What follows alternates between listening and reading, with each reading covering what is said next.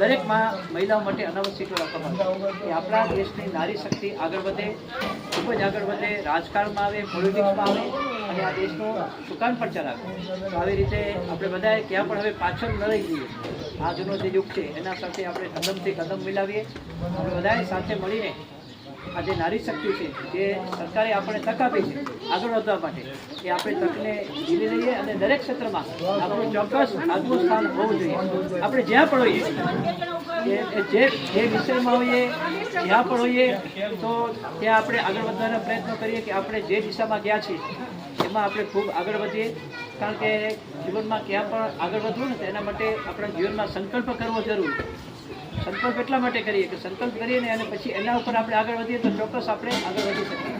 હું એક જ માત્ર તમને દાખલો લઈશ કે હું તો તમને ખબર છે કે માનસિક દિવ્યાંગો, જેને આપણે ગાંડા કહીએ, પાગલ કહીએ, મસ્તરામ કહીએ, એના માટે આજે વર્ષોથી કામ કરું છું.